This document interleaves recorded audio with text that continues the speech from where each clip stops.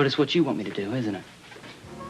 Well, I think it would be best for all concerned. Why do you insist on believing that everything that happened to us at the spa means nothing to me? Those few days changed my life. You think I'm lying? No, I don't. No, I don't think you're lying. I just think that you're so young. You don't know what you want. I want you. I haven't forgotten what we had at the spa.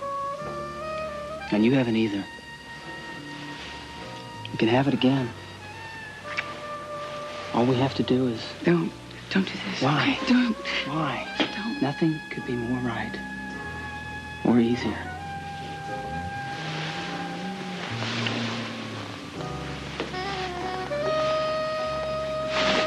No, it's not easy. It's not easy at all. It was a mistake. A big mistake to sleep with you. You don't mean that. Yes, I do. Now, we said goodbye at the spa. Now, if we got close, that was a mistake. If we continue to be close, that would be disaster. All I can do is pray that your father convinces you to leave poor Charles. Please. No, you don't. Yes? No, you don't. People pray from their hearts. And what your heart was telling me just now when I kissed you was anything but leave.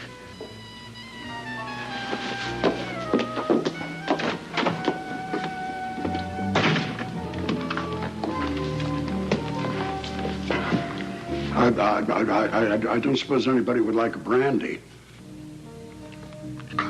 Well, I've had it. I'm going to say goodnight. So am I. Good night, my dears. Sweet dreams. Thank you. Good night, Mother. What? Well, let me guess. It's not my birthday, so a surprise party's out of the question. I have no idea what you're getting at. What I'm getting at is the whole setup. Edward could not wait to say all of his lines and exit stage left. What gives here? We need to talk.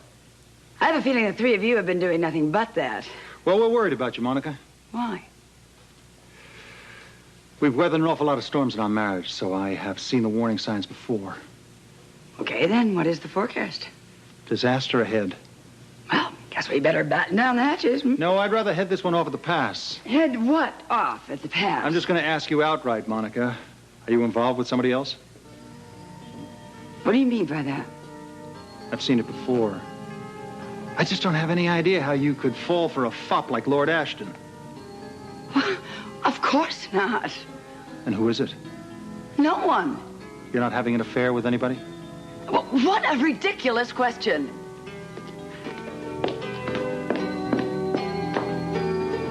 And why don't you answer it, my darling? Why? I'm covered in cement because I swore something like that would never happen again. Well, what happened the last time?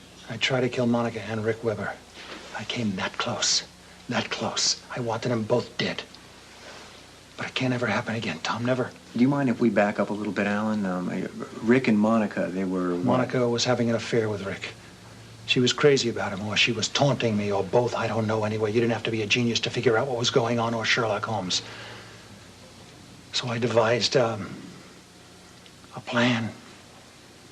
An elaborate plan to kill the both of them. And I just thank God that it failed. And everything was fine until now. Well, what's happening now? I just swore that I would never do anything violent again. Never. I was okay. I was fine. It was okay until now. Till Ned Ashton got here. Ned? Why, does that surprise you? Why, he's young and good-looking. The nurses all think he's sexy. Well, he's also Monica's nephew. By marriage only. Besides, you think that'd make any difference to her? You talk as if this affair were a fait accompli, is it? I don't know that for sure.